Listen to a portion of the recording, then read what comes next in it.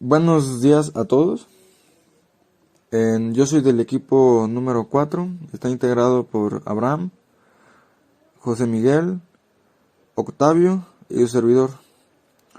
A nosotros nos tocó exponer lo de procesadores y pues comienzo con la presentación. Vaya. Tenemos al principio ¿qué es un procesador?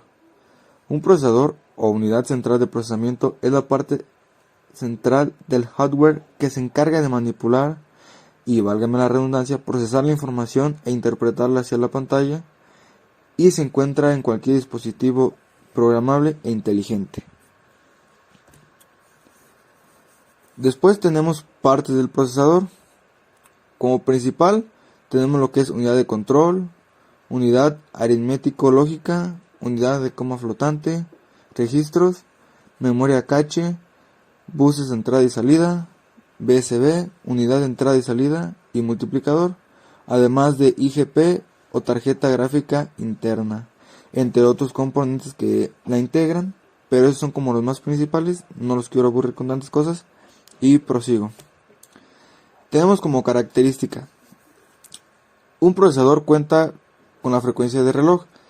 Este se hace a un término de referencia hacia la velocidad de reloj que hay dentro del propio procesador, lo de su consumo energético, los números de núcleos que posee, el zócalo, que es como está diseñado el procesador, el número de hilos que lo componen y la memoria cache del mismo. Tenemos tipos de procesadores. Por ejemplo, tenemos el procesador de tipo Atom. Las propiedades de los procesadores Intel Atom son procesadores de bajo consumo energético y están diseñados para hacer tareas mínimas, como en las tablets que son notebooks, y en otros dispositivos de redes, muy poco trabajo. Tenemos el Celeron, que están diseñados para uso en computadores de escritorio o PC, que se utiliza más para el uso familiar. Procesadores Core son todos los procesadores que poseen más núcleos. Por ejemplo, tenemos el Core i7 y el Core i2, y todos ellos varían entre 2 a 8 o más núcleos de procesamiento. Xenon y Intanium son procesadores especializados en máquinas que su trabajo es de red, especialmente para servidores, solamente eso. Tenemos los procesadores de un solo núcleo, como lo comentaba, procesadores de 4 núcleos o procesadores de multinúcleos. Esos de multinúcleos ya están diseñados para tareas más grandes, ya sea como edición de video, no sé, edición de audio quizá, posiblemente para gaming, entre otras cosas. Tenemos ahora los costos de los procesadores. Cada costo de cada procesador varía dependiendo lo que es la marca, para qué está diseñado ese procesador, cuántos núcleos tiene, a qué velocidad de refresco está y qué memoria cache posee. Ese es un ejemplo, por así decirlo. Aquí tengo en la tabla de aquí algunos se puedan dar una idea de qué tanto es lo que cuestan. El precio está en dólares, me parece. Y prosigo con la siguiente. Tenemos lo que son ventajas y desventajas de los procesadores de Intel y AMD.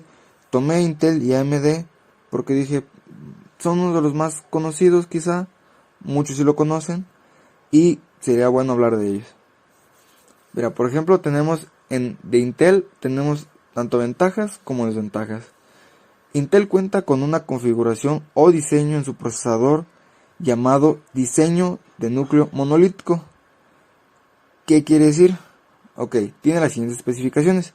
Puede alcanzar frecuencias de trabajo más elevadas, su overclock tiene más margen, la latencia de las memorias cache son inferiores y tienen menor dependencia a la frecuencia de la RAM. Pero cuentan con la desventaja que dificulta los saltos de proceso de fabricación, tienen mayor coste a nivel de producción y no permite el mismo grado de aprovechamiento de los chips defectuosos. Y ahora paso a AMD. AMD cuenta con otro tipo de diseño.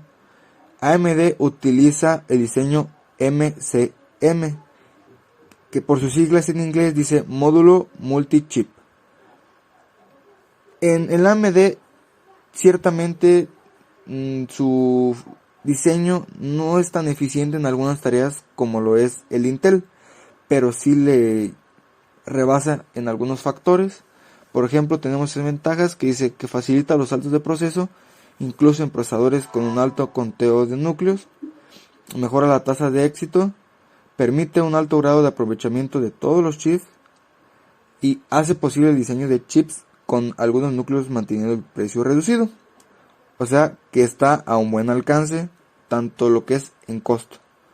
Las ventajas es que tiene en frecuencia de trabajo algo inferior, tiene un menor margen de overclock, las tendencias de las memorias cache son muy altas y obliga a integrar mayor cantidad de memoria y mayor dependencia a la frecuencia de la RAM. Bueno, paso a un poco de historia sobre procesadores, quise incluirlo, no más. Hasta los primeros años de la década de 1970, los diferentes componentes electrónicos que formaban el procesador no podían ser un único circuito integrado. De hecho, deberían haber sido demasiados. Por ejemplo, uno de los primeros procesadores era por transistores y era bastante grande el CPU. Entonces, ya con la modernización, ya fue posible lo que es el microprocesador, que es de los que estamos hablando ahorita mismo. Y agregando algo más a lo anterior dicho, los microprocesadores también contienen transistores, pero realmente son minúsculos a comparación a sus antecesores. Como comentaba, el CPU era realmente grande, tanto era que abarcaba una habitación completa, pero ya es detalle para otro tipo de tema. Y creo que eso es todo, chicos. Muchas gracias.